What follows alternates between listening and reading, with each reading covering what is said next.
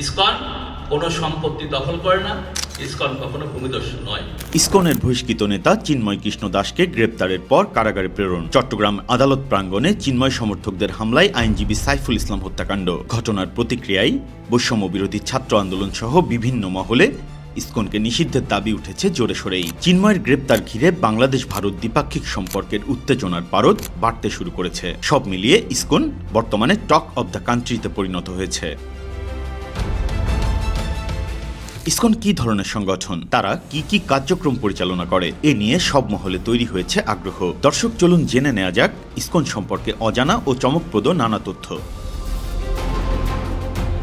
৫৮ বছর আগে যাত্রা শুরু করে ইসকন, যা international society for Krishna consciousness বা আন্তর্জাতিক কৃষ্ণ ভাবনামৃত সংঘের একটি সংগঠন। বর্তমানে বিশ্বের প্রায় শতাধিক দেশে ইসকনের কার্যক্রম রয়েছে। আমেরিকার নিউ ইয়র্ক সিটিতে ১৯৬৬ সালের ১৩ জুলাই যাত্রা শুরু হয় ইসকনের। সংগঠনটির প্রতিষ্ঠাতা অভয়চরণাবিন্দ ভক্তি বেদান্ত স্বামী প্রভুপাদ। ইসকন মূলত বৈষ্ণব ধর্মের একটি অংশ এবং ভগবান কৃষ্ণকে কেন্দ্র করে তাদের ধর্মীয় ও আধ্যাত্মিক কার্যক্রম পরিচালিত হয়। ভক্তিযোগ বা কৃষ্ণ ভাবনামৃত সংস্কৃতি হাজার বছর ধরে শুধুমাত্র ভারতবর্ষের মধ্যেই সীমাবদ্ধ ছিল, তবে সময়ের ব্যবধানে বিশ্বের বহু দেশে সম্প্রসারণ ঘটেছে সংগঠনটির।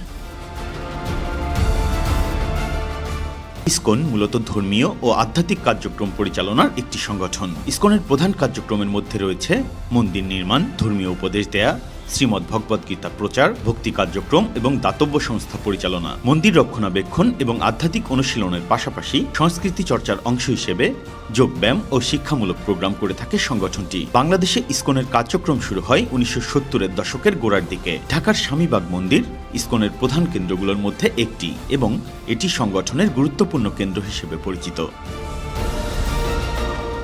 বর্তমানে বাংলাদেশে ব্যাপকভাবে সক্রিয় ইসকন। দেশ জুড়ে বেশ কয়েকটি মন্দির পরিচালনা করে তারা। ইসকনের ফুড ফর লাইফ প্রকল্পের মাধ্যমে দরিদ্র ও শিক্ষার্থীদের মধ্যে খাবার বিতরণ করা হয়। তবে এসব কার্যক্রম মাঝে মাঝে বিতর্কের মুখে পড়ে। বাংলাদেশে ইসকনের কার্যক্রম জারি থাকলেও সংগঠনটির সদস্যদের বিরুদ্ধে রয়েছে নানা অভিযোগ, রয়েছে বিতর্ক, প্রতারণা, জমি দখল, যৌন নিপীড়ন সহ বিভিন্ন সময়ে অভিযুক্ত হয়েছেন ইসকনের সদস্যরা। এমনকি সনাতন হিন্দুদের জমি দখলে নিচ্ছে ইসকন, উঠেছে এমন অভিযোগও। ফলে বাংলাদেশে সনাতন ধর্মাবলম্বীদের অনেকের সাথেই ইসকনের সরাসরি বিবাদে জড়ানোর ঘটনাও ঘটেছে। ইসকন ইস্যুতে অন্তর্বর্তী সরকার কঠোর অবস্থানে রয়েছে বলে হাইকোর্টকে জানিয়েছে রাষ্ট্রপক্ষ। সামনের দিনগুলোতে ইসকন বিষয়ে সরকার কি সিদ্ধান্ত নেয় সেটি এখন দেখার বিষয়।